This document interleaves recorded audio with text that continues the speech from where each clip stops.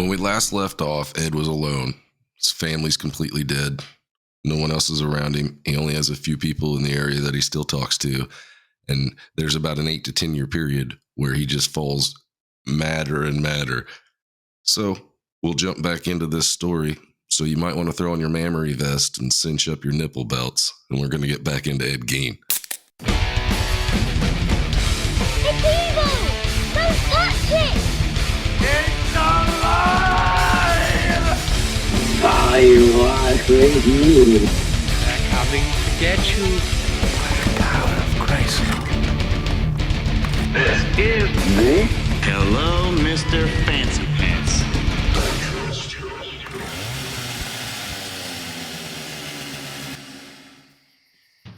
What's up, Zach? How's it going? Well, I took your advice and I put on my memory vest and I've got my nipple belt all cinched up. I'm ready to rock and roll. I gotta say, that is a sweet memory vest you've pulled out, man. Those boobies are rocking. Just don't ask me where I got it. I dug it. I dug it up somewhere. I don't know. What? Dug it up. Exactly. Oh man, yep. Let's get gross, Matt. I can't wait for this shit. Yeah, this is where it gets good, I think. I think this is what most people are going to enjoy this part of it the most. Yeah, for sure. So as Ed is alone, there are some people that he still hangs out with, the Hill family mostly. Bobby Hill, young boy that he hung out with. It was like his best friend. God damn it, Peggy almost made me spit up beer. Yeah, every time I hear Bobby Hill. Yeah, I think the same thing. But he would go over to their house and eat lunch with them on occasion, eat supper with them, stay over there, watch TV with them because he didn't have any electricity. Right. But, and, you can't eat pork and beans every meal. I mean, no, you got to switch it up a little. From pork and beans to like pork chop and pickles. That's what it sounds like. He did get some like mac and cheese though, I guess. So there. I wouldn't pass up on some pork chops and pickles and mac and cheese. That sounds pretty damn good to me. Fucking a decade of nothing but pork and beans out of a can. It's just like, come on, dude. There's other things in a can you can heat up. That's right. So Ed starts losing his shit, or at least this is the story that he tells that he's losing his shit. Because Ed is smarter than a lot of people give him credit, and I'll call some bullshit later on some of the stuff he says. But he says he'd be like, he had to get out of the house every once in a while. He'd be out walking around through the property that he owned. He said he would see like hundreds of buzzards up in the trees just staring at him. He said they were like red-eyed and blood-soaked, just staring at him as he walked. It sounds like a really cool fucking metal album to me. It would sound like a good video, like a good music video. It was like fucking Mushroom Head or something. Yeah. Crazy ass video. And then he would see faces in the leaves that would laugh at him and taunt him. Right. What do you think about like schizophrenia really wasn't a term back then? Oh, yeah, it was. Yep. He was okay. 100%. Yep. That is what there was like 3 examiners when he was on his trial that all of them said, yeah, schizophrenic, 100%. And then we'll get into that closer to the trial. But 2 of them said he was legally insane, so he couldn't stand trial. And one of them said, I think he might be able to stand trial. So the judge was just kind of like, have to go, yeah, never mind. I'm not going to do that. let's just forget about it. Yeah, this one guy isn't even sure. So the craziest shit that happened to him was he said that Augusta would talk to him at night while he was trying to sleep. Which is kind of the whole thing for Psycho, right? Like, yep. Norman Bates hears his mother talking to him constantly. Yeah. And then they tried to get out of him what his mother was saying, but Ed, every time he brought up his mom, would just start sobbing like a baby, and they had no idea what the hell he was saying.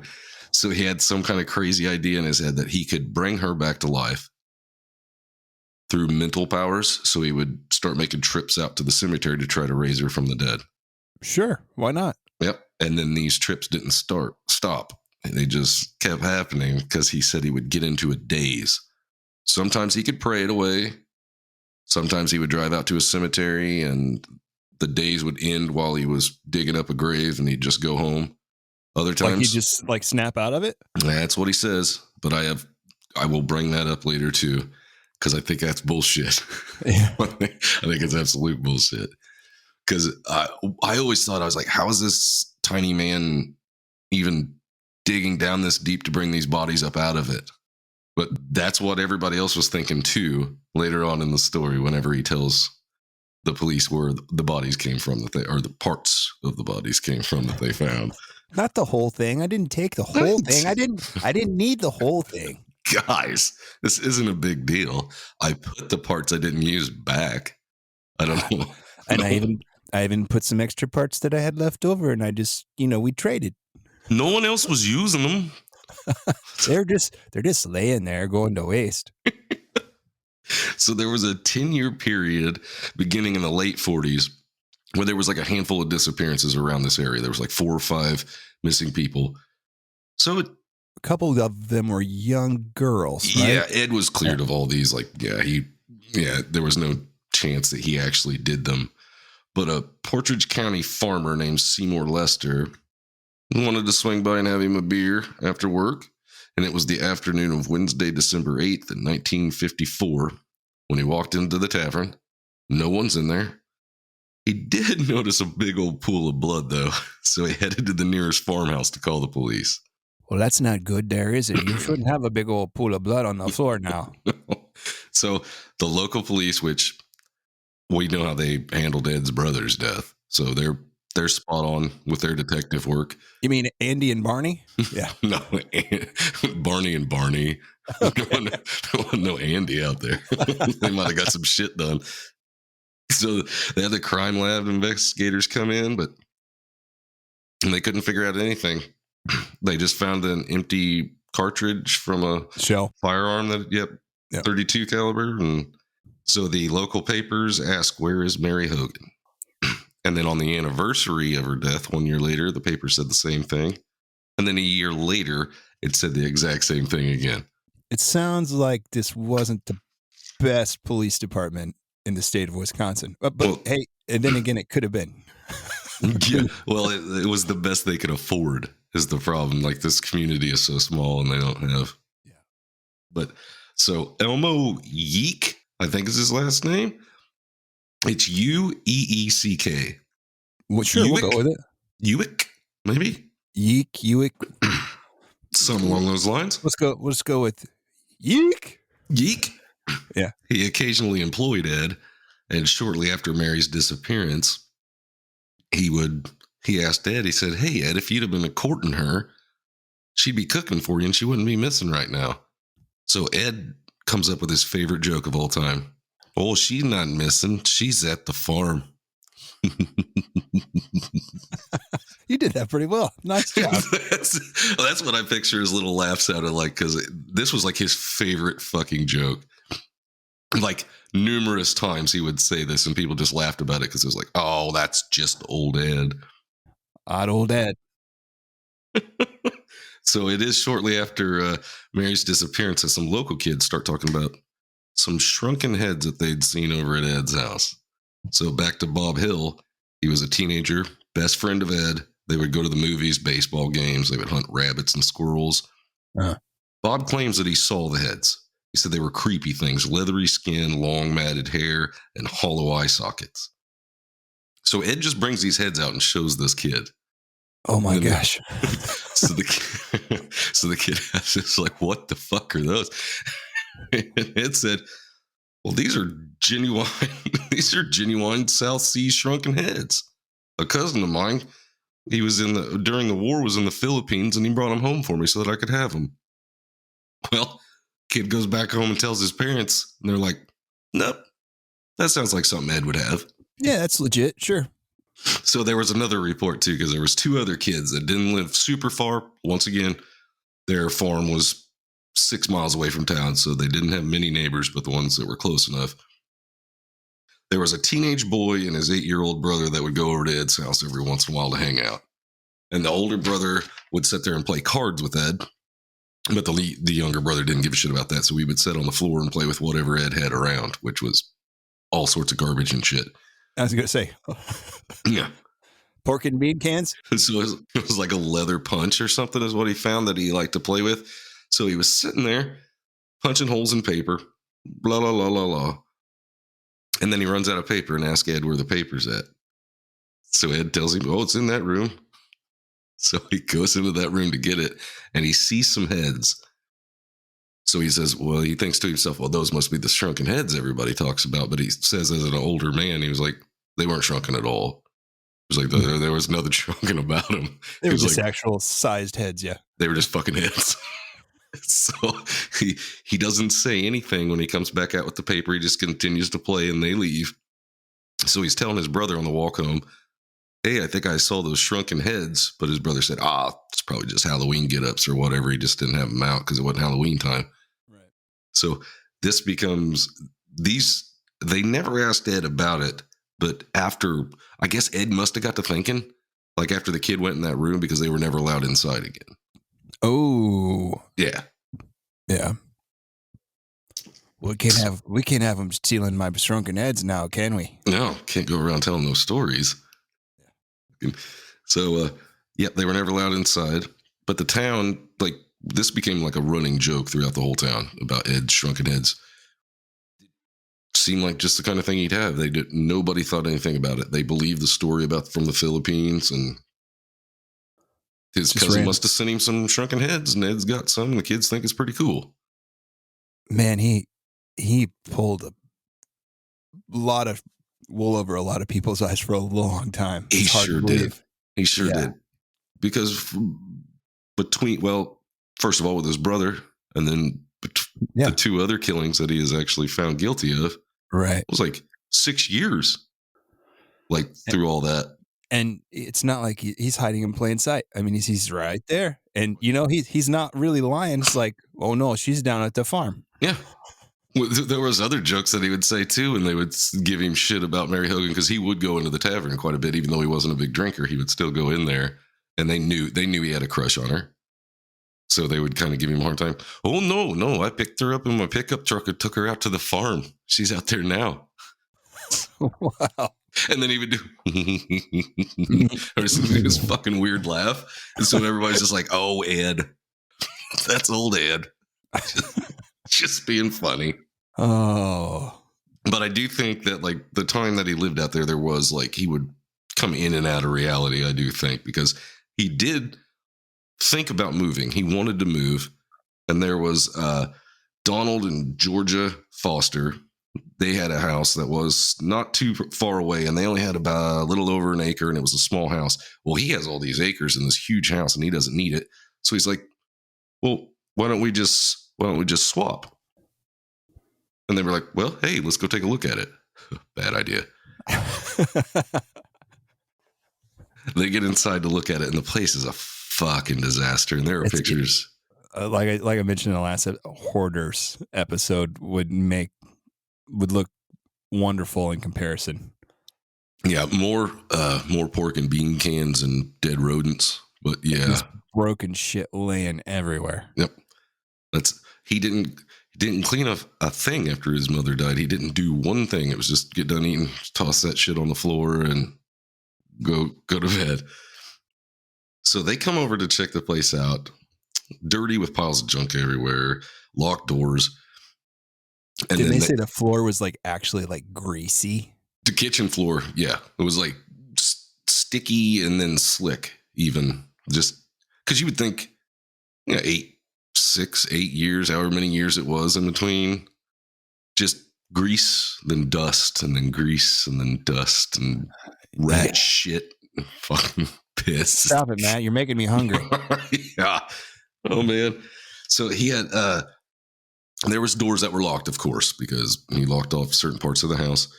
And they were asking, well, what's behind that door? Oh, that's just an old pantry. It's just full of junk there.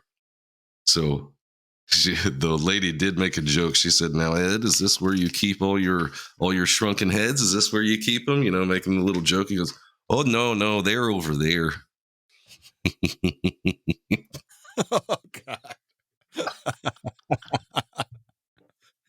That's just how his laugh rings out in my head when I'm thinking about it. So we get moving right along here to the first day of deer season in 1957. Ed loads up a fuel can and a large glass jug to his 49 Ford and headed to town just after 8 a.m. So he stops by the local Standard to fill his can up with kerosene. Then he pulls into Warden's Hardware. Miss Warden was not shocked to see him because he had been there the day before. He came in asking about the price of it. And he was kind of sweet on her too, right? Oh, yeah. Yeah, he had been hanging around a lot. He was asking her if she wanted to go try out the new floors over at the roller skating rink. Like, asking her out on a date. Get the fuck out of here, Ed. Going anywhere with you. So she wasn't surprised to see him because he had been in the day before asking about it. So she filled his jar with antifreeze, wrote up his receipt, and watched him leave. So old Ed walks out to his vehicle, and I got to think, he's like, oh, shit. Ed, you'd forget your head if it wasn't screwed on. You were supposed to kill that bitch and drive her back out to the farm. Oh, crap. I forgot. Oh, damn it. On a day. So he goes back inside and starts talking about how his rifle that he has, he's wanting to trade it in on a new one because it'll only fire one caliber of 22, and he wants to find one that'll fire like all three. You know, like short, long, magnum. Yeah. So he asked to check out one of the Marlins that she's got back behind the counter. So Bernice didn't think shit about it. Just grabbed him one, handed it to him, and walked over to the window.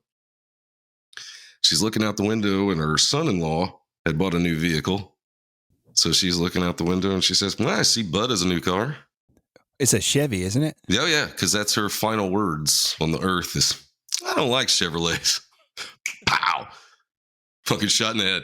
So while he's standing there holding... You're telling me Ed was a Ford man. Is that what you're telling me? Oh, he was definitely a Ford man, yes.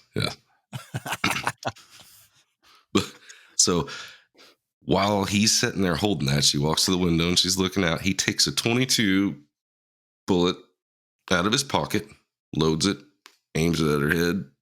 Boom. Pulls the trigger. That's it for Bernice Warden. Wow. So do you know why he was buying the antifreeze? I'm assuming for something running on the farm. I don't know, some kind of heat or. No, sir. What is it? He was buying the antifreeze so he could put it on the skin, so the skin would not dry out. Oh, is that the oil that's the oil that he used on their skin? Then it was antifreeze. Yeah. Fuck's sake, I didn't know that part. Well, he didn't want it to freeze now, did he? No, you got to keep it nice. And I imagine the rest of that house was pretty fucking cold because there was like one little stove burning inside. So yeah, he had like one wood burning stove right by his bed, right? Yep, that's what he cooked his pork and beans on, and that was about it. That heated the 3 rooms that he used. It was like the summer kitchen, the kitchen, and then there was like a front room that he converted into his bedroom / all of it trash pile. So Frank was. Well, go ahead. I didn't want to make light of the whole Mary Hogan thing, but I just wanted to point out that antifreeze, that's what it was for. And I think he also made a point to make sure that Frank was out deer hunting, correct? Yeah, that's what I was getting ready to say. Because when Frank comes in, he's like, well, why the fuck is the store closed? Because they were meeting across the street at the gas station, the same one she was looking out at across, because that's where all the hunters went. And they'd talk about the guys with the kills was up there bragging. The guys that didn't get kills was telling about the gigantic buck that they seen that they just couldn't get a shot at. You know how it fucking goes. But the guy manning the gas pumps seen the truck earlier that morning. It's like a big panel van kind of thing that they had that they'd take goods in and out with. Yeah. Well, he's other people. Yeah, he's seen it leave that morning, and he knew there was a guy driving it, but he didn't know who it was. He didn't pay that much attention. He just, so he tells Frank, "Now I seen the truck leave at about 8 a.m. this morning, or no, what was it, 9:30, something like that." But that was Ed driving away with Bernice. Old saggy baggy eye. Yeah, Bernice, and he stole the till too. Now So he took the cash register. Yeah. So I don't know if he was doing that to throw people off to make them think, well, they'll think it's just some robbery and this is what makes me think that Ed wasn't so dumb after all. Exactly. He knew what he was doing. He was trying to cover his tracks. Oh yeah, he knew what he was doing was wrong. Absolutely. So Frank wants to get in. He goes over to the store to find out, but it's locked up, and he didn't have his key on him. So he has to drive all the way home. He gets his key, comes back, goes inside. He sees the till's gone, and there's a pile of blood, and you can see the streak marks from the blood going to the back where the truck would have been. Where Ed dragged her body. Absolutely. Yeah. Yes. And so when the cops do show up, he is telling right now, I know who did this. Look, there's a receipt right here my mother wrote out. It was to Ed Gein. He came in yesterday. So what Ed had done was stop by the day before hunting season. So Frank, you gonna be hunting tomorrow then? Yeah, I'll probably be out hunting. So like It's all opening day. day. It's opening day, Ed. So- I'll be out there all day till I bag a deer. So you just not be here then. When where's your mom gonna be? Oh, she'll be at the store. All by herself then. Yeah, all by herself. It's like, what kind of ninja maneuver is that? Yeah, just constantly checking in to make sure. No, so your mom's gonna be alone? Yep, just here by herself. Fantastic. Okay, well, I was just checking. Oh, it's just all odd, Ed. It's just Ed. Oh, man. fuck. So Elmo Yeek comes back up into this story. He's out hunting that morning and bags a pretty good sized deer. Uh-huh. But he did it on Ed's land, and Ed hates people hunting on his land unless they ask permission, and Elmo didn't ask. But he thought, well, Ed won't even know. But he does have the deer strapped to the hood of his car as he's driving into town to go to the gas station to show off his prize. And he meets Ed coming back down the road. And this is after Ed had swapped out the panel van to his vehicle, and he has Bernice inside the vehicle with him. He said normally Ed would drive so slow you could almost walk past him, but he was flying down the road. You mean like he had a dead body in the back or something? It was suspicious. Maybe the speed he was driving. All he did was waved out the window. So Elmo felt like he felt bad. He had a conscience about bagging a deer on Ed's land. Yeah, because he thought, well, I can't. Well, there's no way of getting around it now. He's caught me coming down the road from where he lives, and he's going to know what happened. Right. So he goes ahead and takes a deer up there. But it's later on in the evening. He's like, all right, fuck it. I'll just go out there and tell him. So he goes out to talk to Ed, and Ed's out there changing the tires on his car, which wouldn't be unusual, but he was taking the snow tires off and putting regular tires on. And it was the start of winter. So it didn't seem right. Almost like he was trying to cover his tracks, literally. 100%. Once again, he knew what the fuck he was doing. Yeah, And not he a was- dumbass. Yeah, not as dumb as people let up. So he sits there and talks to him for a while, and he finally gets to the point that Ed doesn't give a shit. He didn't care. He was fine with it. Nah, do whatever you want. Ed was a little busy. He had some things that he had to do. So it was later on that evening that Bobby Hill and his sister, they stopped by and asked Ed if he could help them because the battery had died in their car. So Ed says, you have no problem, just let me wash up. They said he was covered with blood, but they thought, oh, maybe Ed did go hunting because Ed was not a deer hunter. Right. Like all the guys in town made fun of him. I guess they thought he was kind of a sissy because he didn't want to go deer hunting. He didn't like the sight of blood. That's right? That's what they said. That's why he hunted small game like the squirrels and rabbits. Yeah. But he couldn't hunt the deer. He would pass out. That's what they said. Must be the days that got him through the women. I guess. I don't know. That or he was like, ooh, that's a nice looking skin suit right there. Oh, just walking around. Which makes me think, because he is killing women that remind him of his mother. Do you think he's killing them because his mother's dead and that they're alive? Or do you think he's killing his mother every time he kills one? Or is it both? I think he's trying to resurrect his mother. That's my theory. Could be. He's like, they look like them. They look like Bernice. And if he can become Bernice, like he can be back inside his mom. That's the kind of the mentality I've taken on the whole story. Yeah. As we go on, but so I wasn't sure if he loved her so much that he couldn't stand her, or if he thought like after she was gone, is like, well, you fucking left me. Now I have nothing, and now I'm mad at you. no, he wanted she was the perfect person in his mind. Oh yeah. So I think he wanted to be her. Yeah. Absolutely. And I think that these women died because they looked like her.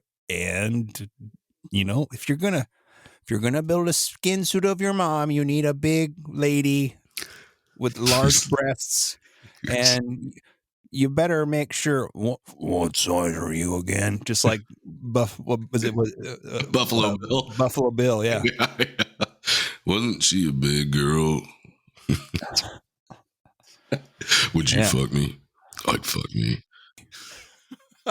Fuck. Oh, we went there, didn't we? Yeah, Oh, we shit. did. So Irene, that's Bob Hill's mother. She invited, after he took him uptown, get the battery, brings him back. So Bernice is hanging up in the summer kitchen. He had he didn't get completely through with what he wanted to do, but there she hung. No one knows that at this time. So he takes the kids up, gets the battery, takes it back to the car, drives them back home. And so Irene invites him in, because it was late, to go ahead and eat, because he had helped him out once again. Right. For pork chops, potatoes, mac and cheese, and pickles. That sounds good. Yeah, and this is when all the guys are meeting up at McKinsky's filling station, and that's the deer location that I was talking about. And that's when Frank, notices that the store's closed and all that shit. And so by the time the cops get up there, Frank's telling them all the story. I know who did it. And, most people are like, there ain't no fucking way Ed did that. But, we got to start somewhere. Little Ed Gein, he wouldn't hurt a fly. Exactly. That's he couldn't.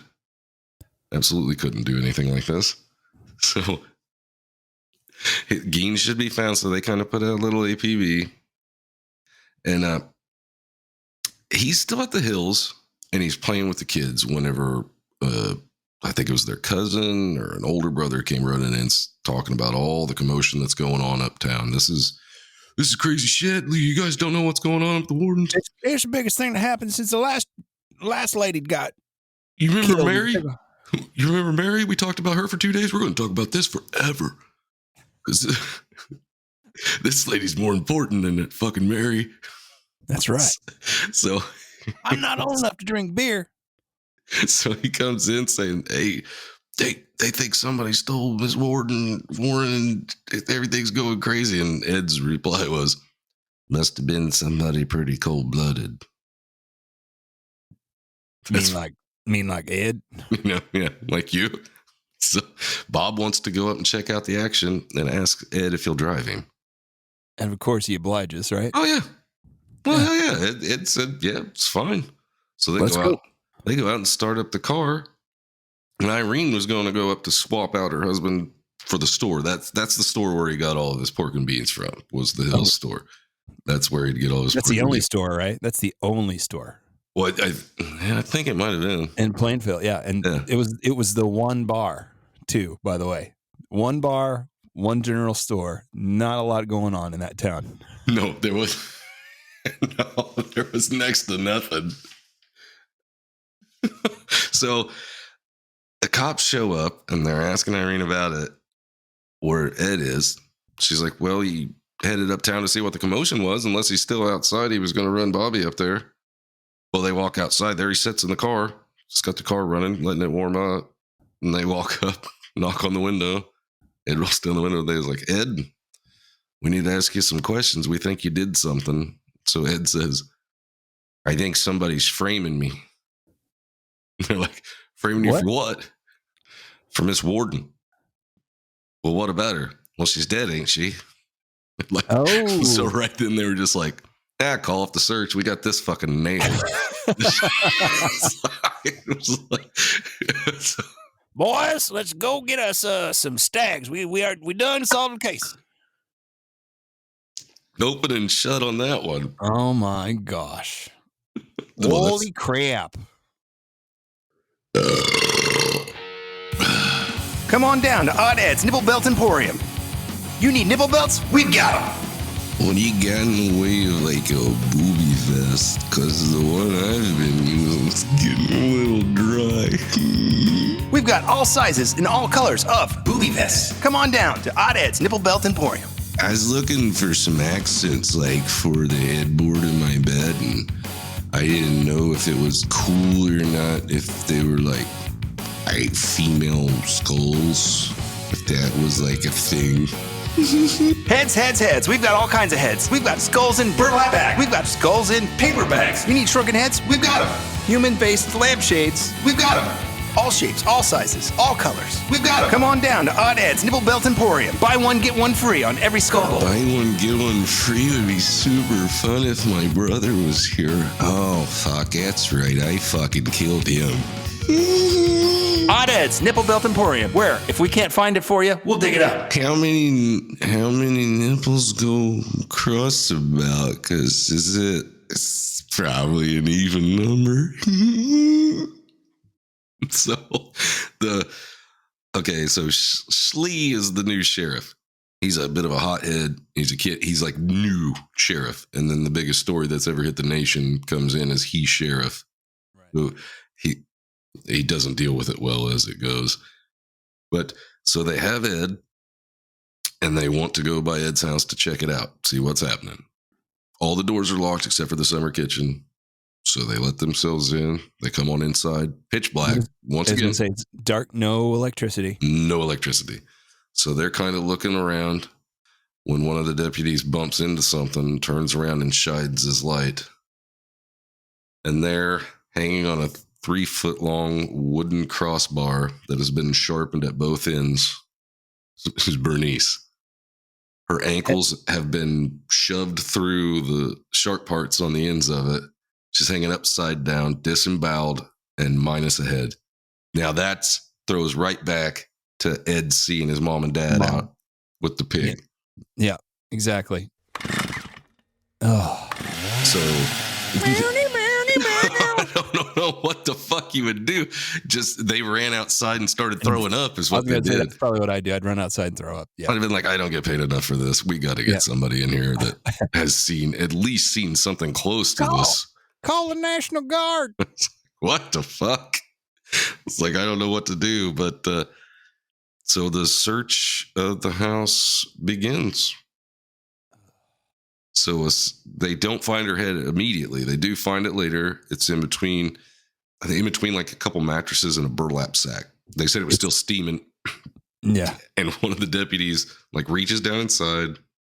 It's like a piece of twine, pulls it out, and it's so he starts dragging this twine out of this burlap sack. And it's Bernice's head. Everybody's going to be like, oh my God, he's laughing about. If I don't laugh about it, yeah, I'm going to throw up. So Ed had taken nails and ran them into the ear canals and bent them up at the ends and then tied the twine to each side. So it was like a lantern holder. Yeah. Her head was basically a lantern. I'm making a lantern out of her head. Yes. But, I'll have to give him credit. It's very creative. Very, very creative. He had plenty of time all by himself to come up with all this stuff. And this is where we'll get back into the grave robbing. So his days would hit him. He'd get into his days. And he said he visited the cemeteries about 40 times. But only about 9 or 10 times did he ever actually bring anything home with him. I call bullshit. Yeah. Well, see, the thing I'm thinking of is like later on in the story. Well, yeah, we'll get to that. And I'll go back to the grave robbing thing because it's like my favorite thing to talk about this. So the things that they found once they threw up everything that was in their stomachs and they got other people out there and got some lighting. It's like the 12 Days of Christmas, Ed Gein style. Oh, it certainly is. I thought this was fucked up. There was like coffee cans full of used gum. That's kind of weird. That's super weird. It's like he would just bring his gum home and just stick like huge, like the coffee cans were like full. Like he would fill one up, move on to the next one. You think he was like, was he? Oh, save that guy for later.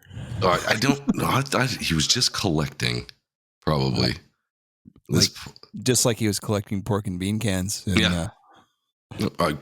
Hoarder, fucking hoarder. That was his other thing, apparently. Well, apparently he liked to hoard body parts too. So yeah, and he got into like another thing that he got into big time was reading, because once again, no electricity, nothing like that. Sit around a kerosene lamp. Yep. And read these stories, adventure magazines, true crime magazines, which is another thing that leads me to believe that he knew more than what he let on. Like he had read all these crime books, and so he kind of knew how to get away with stuff. Yeah, I think. Yeah. He liked headhunters and Nazi. He was totally into Nazi stuff. Yeah. Yeah, it was like what was it, like the concentration camp guards, and some of the sick shit they did. Or they said that they did anyway. I don't know how much of it was fiction, nonfiction that he was reading, but they was talking about digging up bodies, cutting off heads, saving heads as souvenirs. He took it to heart. I mean, this is where he got the idea, I'm sure. Yeah, and he lived it all out. Yeah. Like 100%. So other things they found, the used gum is fucking weird, but it's fucking weird. I will take the used gum over the next thing you're going to say, which is okay. Things made of human skin for 1,000, Alex. I'm going to say lampshade. Yes, bracelets, a waist can, the nipple belt, shoebox full of 9 labias. Oh, one of which had been spray painted silver. So was Ed the inventor of the pocket pussy, or? Yes. Certainly. Yeah. And I would like to think of like how many times like he was over at the Hills house for dinner with some dead woman's labia over top of his cock while he's sitting there eating. Well, I just lost my appetite. Thanks, I'm just saying it's probably true. It probably happened. Yeah. So actually Bernice's vagina was also found in there, but he had stepped his fucking game up with this one. Instead of just having like a labia to hang over, he kind of cut hers into sort of a depends situation. Yeah. To where like all of the vagina, the taint, and part of the anus was in it.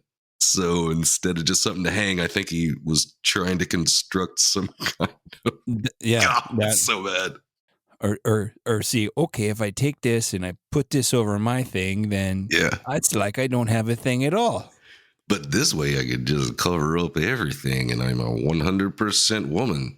And I don't know if you knew this or not, but the Shania Twain song Feel Like a Woman was based off of what they found in Ed Gein's house. So you're Brad Pitt. That don't impress me much.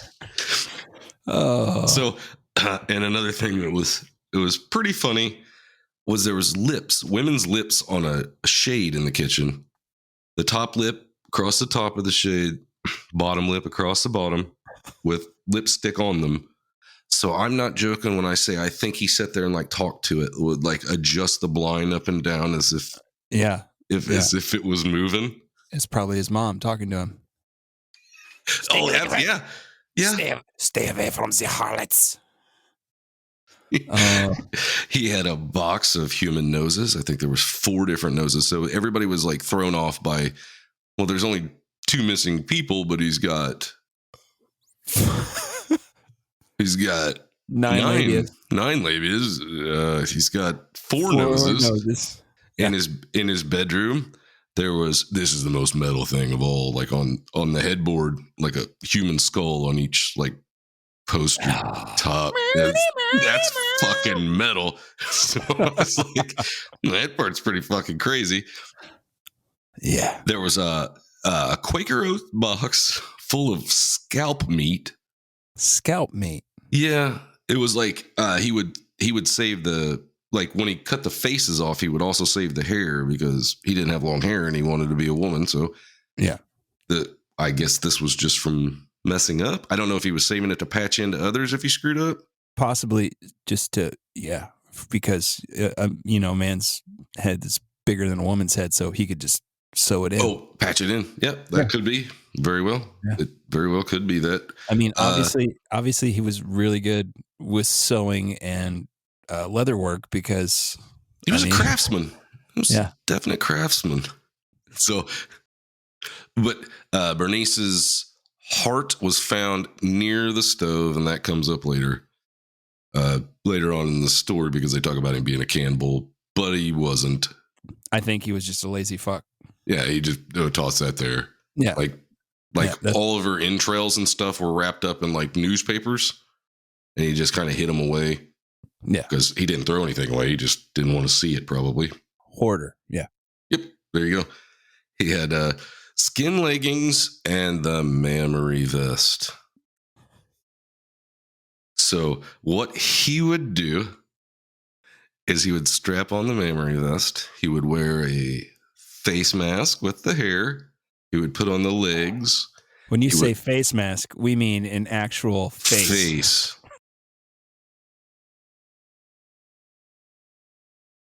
Yes. Mask. Yes. Yeah. Some of them had lipstick on them too. I think there were 4 of them were stuffed with paper, but the other ones were for like wearing. So he had some for show, like displays, and then and some of them he'd wear. I'll never listen to that dancing in the moonlight. I'll never hear that song the same way again after this. And it would depend on the time of weather, because like if he was going to go out to the cemetery but then changed his mind and it was nice outside, he'd throw on the full outfit. He would grab he also had a drum that was covered with human skin, and he would beat on it with a bone from a human and dance around outside in the moonlight with his mammary vest and his in full dress. Yeah. Full dress, probably nipple belt, everything. Just got it all on. And all the local kids, there were a few kids that thought his property was haunted because they would go by his house on occasion and see what they thought was a ghost dancing outside. It wasn't a ghost, it's just old Ed. It's just old Ed out there wearing a skin mask and a mammary vest with his nipple belt on, and he's beating on a drum made out of a human skin there. Nothing to see here. Move along, children. See, that stuff came out in the papers after everything came out, so I didn't know if that was true or if they just thought they seen something, didn't think anything of it. Oh, there's old Ed being crazy. But then when they hear this, they're like, oh shit, I seen him. What would be more fucking terrifying than that? I would prefer the ghost. Yeah, I would take a ghost. I'll take a ghost over your crazy fucking ass, Ed. So there was other heads. Some of them were like underneath furniture. I'm going to see that guy. I'm going to see that guy for later. I might need it for spare parts. You never know. So there was a horsehide robe that was like kind of moth-eaten and a paper bag inside of it. And you know what? Mary Hogan's death was solved because that was her head inside of it. Poor Mary Hogan. I know. I feel bad for Mary, but he claimed to the end of his life that he didn't. I don't remember killing her, but I must have, because her stuff was there. If by stuff you mean her body and her head, well, some of her body and her head, yeah, definitely in your house. So he says Bernice was an accident, and Mary Hogan, he doesn't remember doing. Wow. He was in his days, Zach. He was in one of those days. So I wrote this part. Ed just said, I'm having one of those days. No. Funny how that happens, isn't it? So the crime, I wrote this part down just because I thought it was, I don't know, it made me laugh. The crime lab investigators pack everything up, right? And so they take it back to investigate. Well, where they're taking it back to is directly across the street from the campus of a college. So all these kids are standing out there just watching. Like, it took them a fucking half an hour to unload all the shit that they took from Ed's house. Two guys back and forth, like they backed up to the door, opened up the back door, and it still took them a half an hour to go back and forth to unload all this shit. You got four fucking chairs that the wicker has been taken out of, and they're human skin with like even fat deposits on the bottom. Oh man. But I mean, Ed wasn't that big, so I guess it would support him. Yeah. But that had to be pretty good work. I'm guessing, like all the time that he had plenty of time. So There's a reason so many metal songs are written about this man. That is very true. And I wrote that down because if I would have been part of that college, I would have skipped school that day. I would not have went to a single fucking class. I'm like, they're going to drop a skull or something. I want to see something cool. And that reminds me of another thing, that Ed's bowls, the attempts to make bowls out of human skulls. Hey, it's a nice little shape there. You can put some pork and beans in there, and See, he might have stepped his game up. He wasn't eating out of the can anymore like some kind of primate. He was dumping it into a fucking hollowed out skull instead. It's seasoned too. It tastes really good in there. They found shin bones, scalps, weathered breasts, vaginas, lips, noses, and heads. And then there was the boarded off rooms.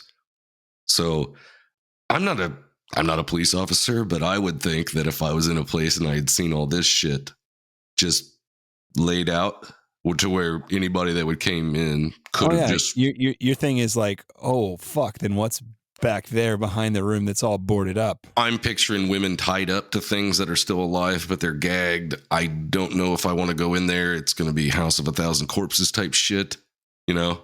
Right. They go in. It's just his mom's stuff. It's just he wouldn't go in those rooms anymore. So they were like pristine condition from when she died, covered in dust. Obviously. 10 years of dust. Right. But that was it. So I couldn't imagine the relief that they went through when they came in there and they was like, oh fucking thank God.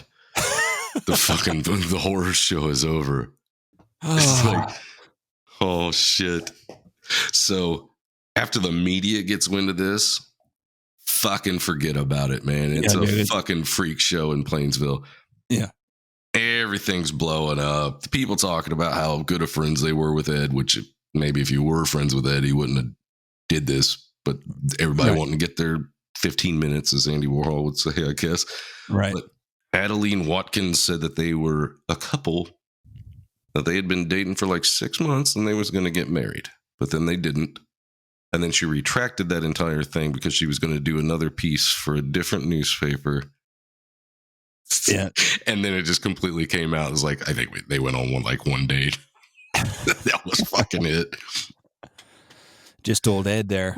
So other stories, this one lady claimed that Ed stopped by her house one day and said he was looking to build a new house and he wanted to come in to check out her house, but no one was home. And so she didn't let him in. And then she said, well, thank goodness I didn't let him in that day. I'd have probably been dead. Yeah. Well, she must have been a big old girl then, eh? No. Well, no, I don't know. It didn't say in the book. It didn't say in the book if she was a big old gal, but yeah. And then another lady said that Ed came inside while the men were gone. They were out working. He was inside. She was cooking dinner. She turns around and looks, and there's Ed standing behind her with a knife. And kind of freaks her out. And he was like, "Oh no, you just got a loose string on your dress there. I was just gonna get that." But then by then, that's freaky. Yeah. By then, the guys had all pulled up, and he still hung around that day. I think he ate with them, and then he left, but he didn't come back after that because the guys were just, after she told him the story, they were like, "Fuck that guy. He's not allowed back in here."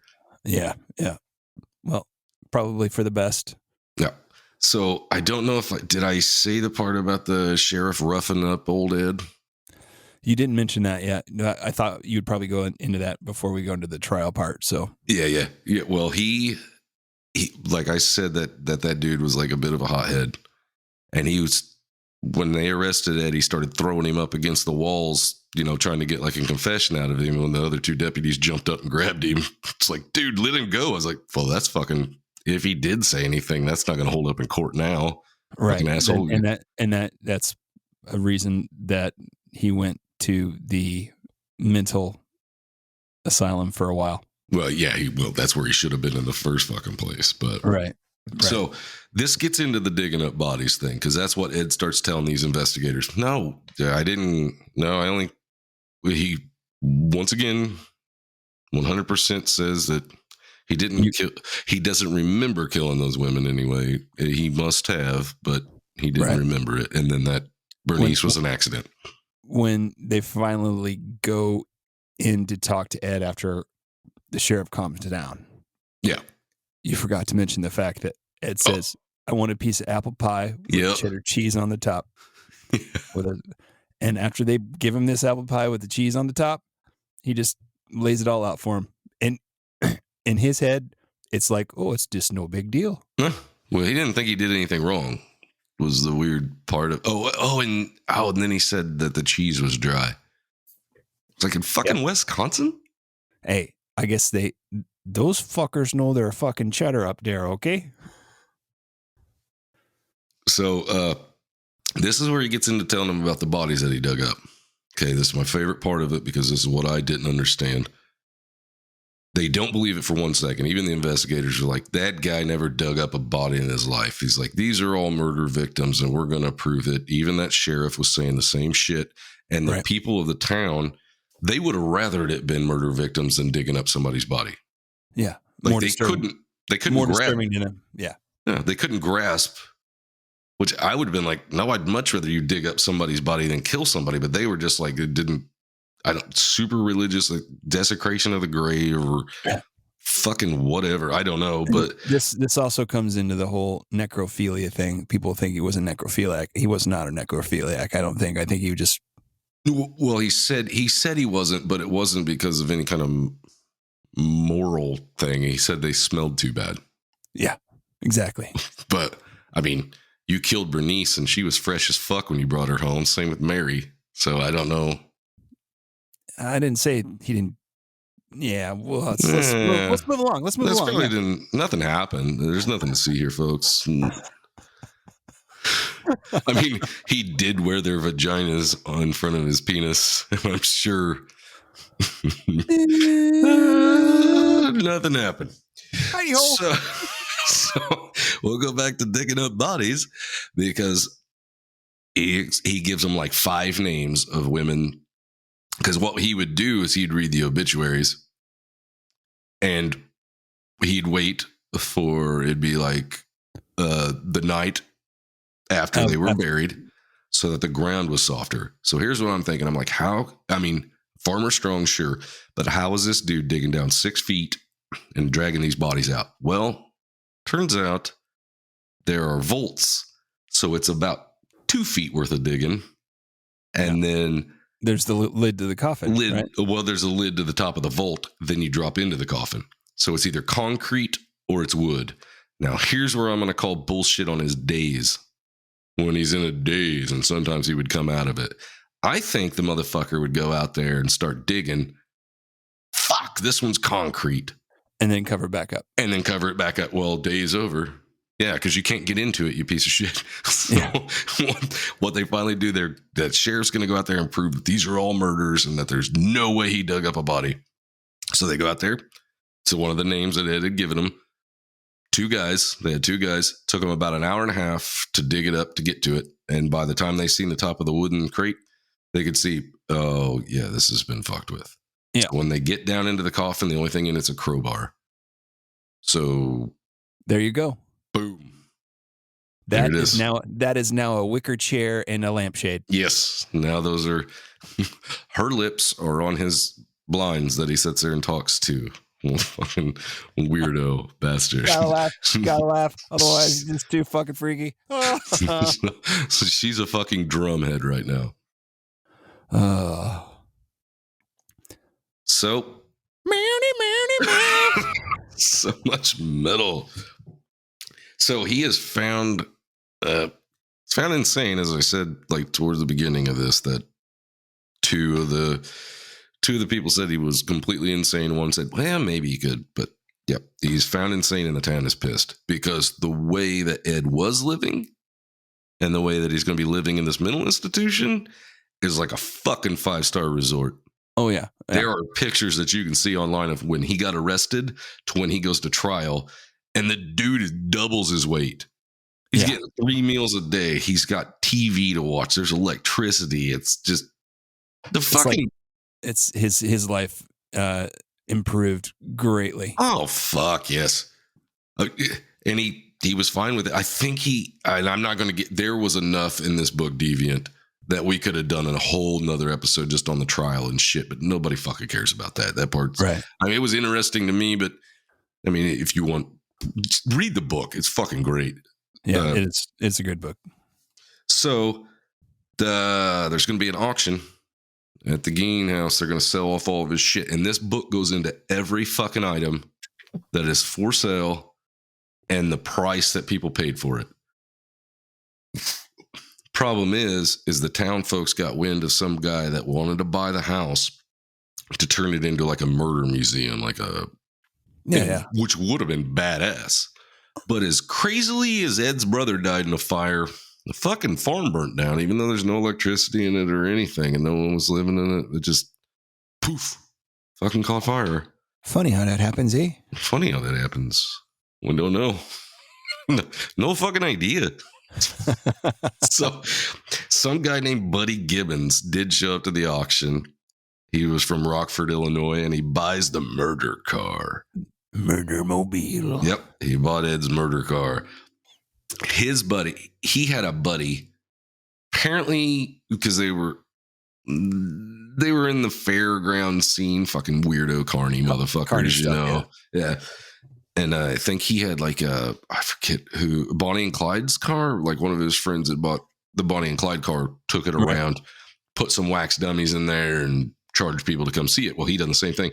25 cents per person to come in and check out this murder car. And he made wax figure of Ed sitting in the driver's seat, wax figure of Bernice laying in the back. Yeah. And he was able to travel around a little bit. They kind of ran their ass out of Wisconsin because the people were just like, I'm fucking done with this shit. Yeah. You know? Yeah. And on July 26th of 1984, Ed dies of respiratory failure. Yeah. He had lung cancer, right? He had, well, I don't know if it was lung cancer. I know he had cancer of some kind, and he was senile at this time. Yeah. Yeah. But, yep. So that is the end of Ed Gein. What you failed to bring up in the auction portion was they charged people to get into the auction. Oh yeah, neighbors charged people to park, and then charged them to get in, even to look around, even though the house was burnt down. That had to fucking ruin some shit. Oh yeah, like there was still a few personal items left. Obviously, you know, they're not going to be selling any wicker chairs made from human flesh or anything like that. No fat seats going. That all goes into evidence, but like some broken musical instruments were found and auctioned off and stuff like that. And then all the old rusty farm equipment and stuff. Like I said in the book Deviant, they go through like a whole list of shit and what people paid for it. And then I forget what the dude that bought the car, I forget what he paid for it. I didn't write that shit down because most people don't care about it. It was next to nothing. Like he compared to what he made. Oh, I'm sure people coming in to check out the car. Tripled, quadrupled his investment. Oh yeah, easily. Yeah. He done well. They had to run him. Like I said, they ran him out of Wisconsin, but he went down to Illinois. And by this time, this is the biggest story fucking ever. Yeah. Like I said in the previous episode, this is. I know you don't want to say he's a fucking serial killer. He killed his brother. He did. Yeah. I think 100%. And that's another thing that I just thought about. I was like, if you wouldn't have killed your brother after your mom died, it could have been like, you wouldn't have been known as Ed Gein, the fucking ghoul. You'd have been known as Ed Gein Party King because you and your brother could have just been blowing that fucking place up, fucking parties every night. Yeah. Let's do everything mom told us not to. Woo! It only takes one murder.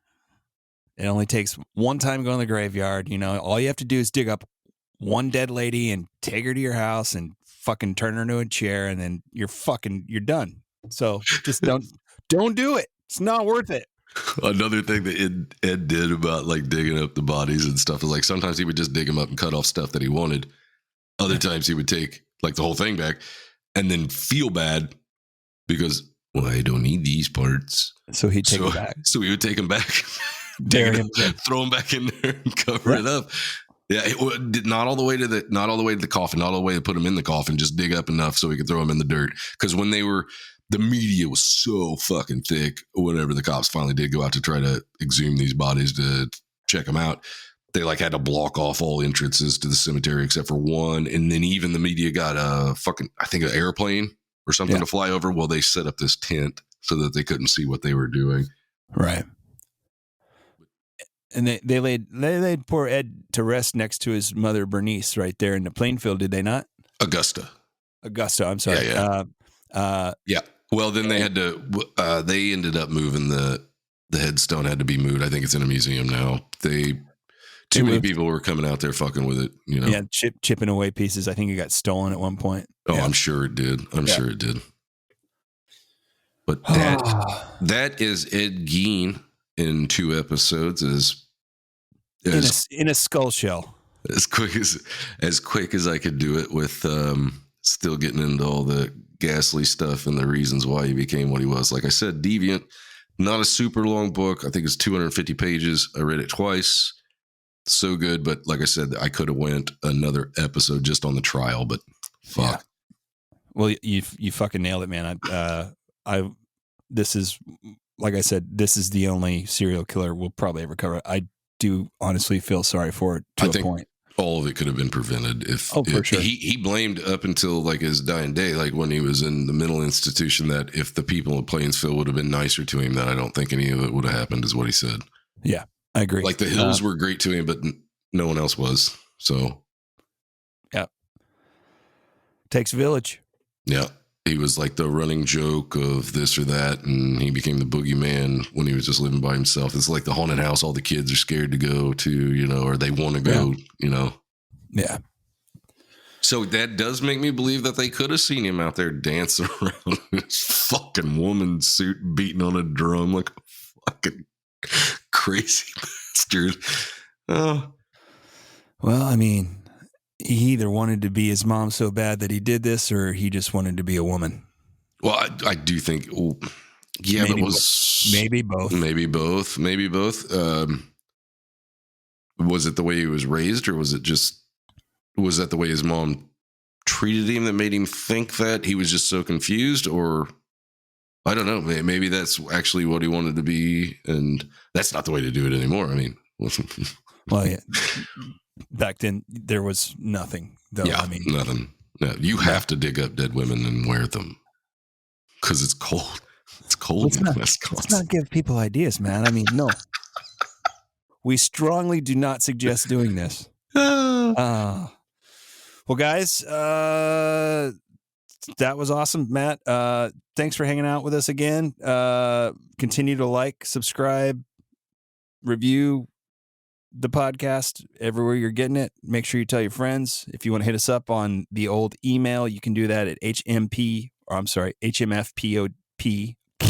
I'll do this again. Yeah. HMFPPOD@gmail.com. And I would like to say, after Dylan done his story, the next person that comes in with a good story that's able to either get on here and record it with us, email it to us, however we can get it on there. It was Zach's idea. I told him I never want to see this Deviant book again in my life because I've been through it too many damn times. So he said, well, the next person that sends it in, we'll just mail it to them so they can have it.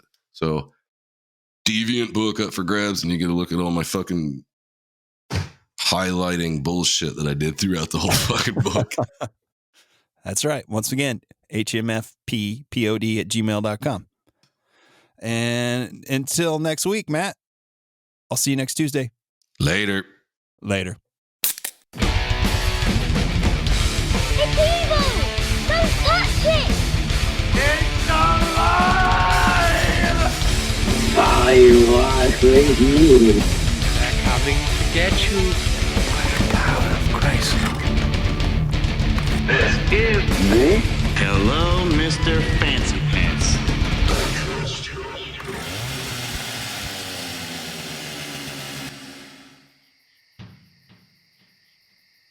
Mm-hmm.